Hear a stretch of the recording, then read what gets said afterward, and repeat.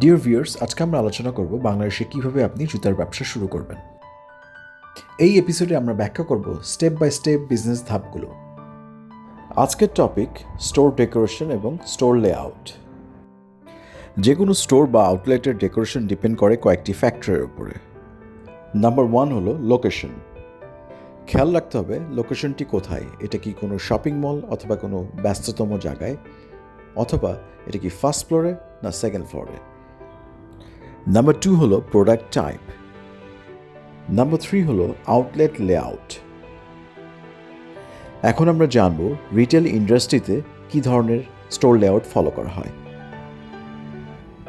Number 1 হলো straight floor plan, যেখানে display র্যাকগুলো সোজা বা স্ট্রেইট লাইনে সাজানো থাকবে এবং ডিসপ্লে ওয়ালগুলোর ম্যাক্সিমাম ইউটিলাইজেশন হবে। আমাদের দেশে বেশিরভাগ শোরুম বা আউটলেটগুলো এই ধরনের ফ্লোর প্ল্যান ফলো করে থাকে। আর অসুবিধার মধ্যে রয়েছে কাস্টমারের জন্য তার কাঙ্ক্ষিত প্রোডাক্ট খুঁজে পেতে একটু সময় ব্যয় করতে হয়। এই ধরনের ডেকোরেশন ছোট দোকানের জন্য পারফেক্ট এবং খরচও কম। নাম্বার 2 হলো গ্রিডস ফ্লোর প্ল্যান।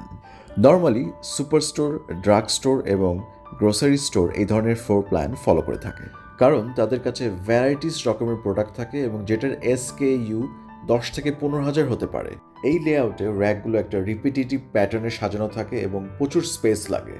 আমাদের দেশে আগোরা, মিনা বাজার, স্বপ্ন এই ধরনের ফ্লোর প্ল্যান ফলো করে থাকে। নাম্বার 3 হলো অ্যাঙ্গুলার ফ্লোর প্ল্যান। নামকরা ইন্টারন্যাশনাল ব্র্যান্ড শপগুলো এই ধরনের ফ্লোর প্ল্যান ফলো করে থাকে।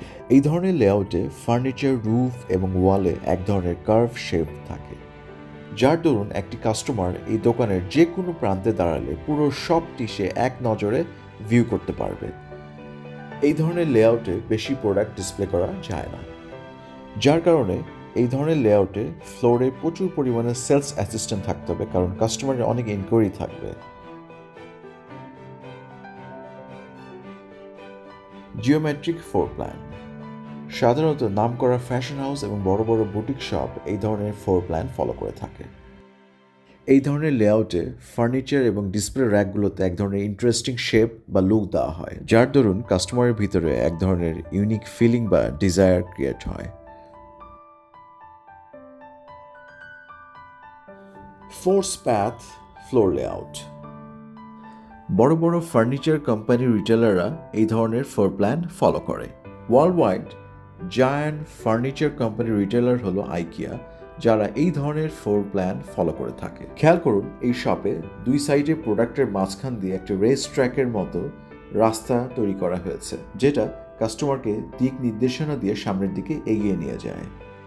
এই রেস ট্র্যাকটির শেপ রেক্ট্যাঙ্গেল অথবা সার্কেল হতে পারে। যেসব কাস্টমার ব্রাউজিং করতে পছন্দ করেন তাদের জন্য এই ধরনের ফ্লোর প্ল্যান পারফেক্ট। আর অসুবিধা হলো কাস্টমারের অনেক সময় নষ্ট হয়ে থাকে। যেমন আপনি যে প্রোডাক্টটা এখানে কিনতে এসেছেন সেটা কিনে পুরো দোকানটি ঘুরে একটি নির্ধারিত এক্সিট পয়েন্টে আপনাকে বের হতে হবে। বাংলাদেশে এই ধরনের ফ্লোর প্ল্যান সচরাচর চোখে পড়ে না, তবে বাণিজ্য মেলার সময় আমরা বড় বড় ইলেকট্রনিক কোম্পানি বা ফার্নিচার কোম্পানি রিটেলার যারা আছে তারা এই ধরনের ফ্লোর প্ল্যান মাঝে মাঝে ফলো করতে দেখা যায়। ফ্রি ফ্লো ফ্লোর প্ল্যান, যেটা আমাদের দেশে বেশ পপুলার।